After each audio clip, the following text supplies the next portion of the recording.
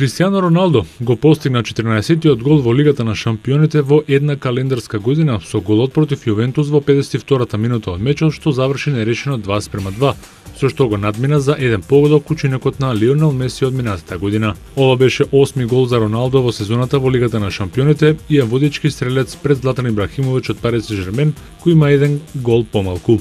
Јувентус е пред елиминација од Лигата на шампионите, откако не успе да победи во четвртиот меч поред во Лигата на шампионите оваа сезона и се наоѓа на последното место во својата група со само 3 бода од 4 средби.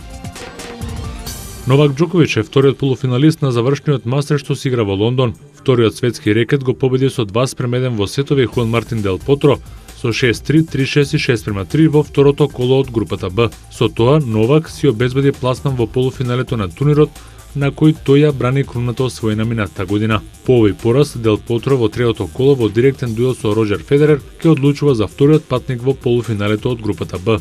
Ришар Гаске, кој загуби од аргентинецот и од швајцарецот во последното коло, игра со Џоковиќ во меч кој нема да има никаква резултатска важност.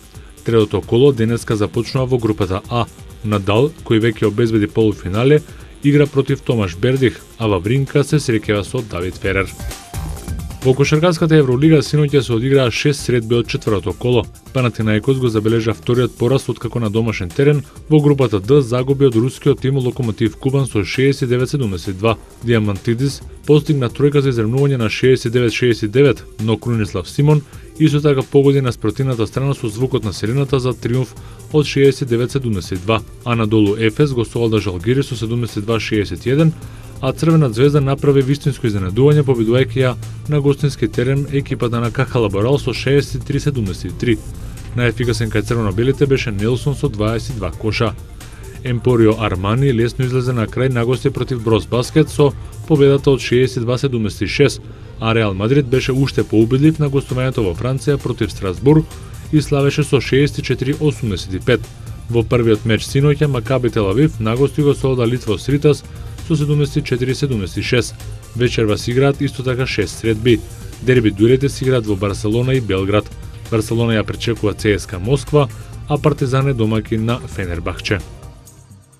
Во несилната светска кошаркарска лига NBA нокеска се одиграат 3 надпревари. Атланта на Перо Антич загуби на гостувањето кај Денвер минимално со 109-107.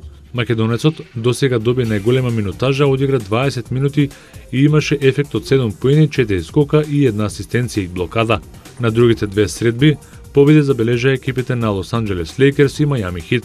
Шампионот на домашен терен беше поуспешен од Лос Анџелес Клиперс со 102-97, додека Лос Анџелес Лейкерс минимално со 98-99 победи на гостувањето кај Хјустон со тројката на Блейк на 1,3 секунди до крајот. Вечерва се играат 12 средби во NBA лигата.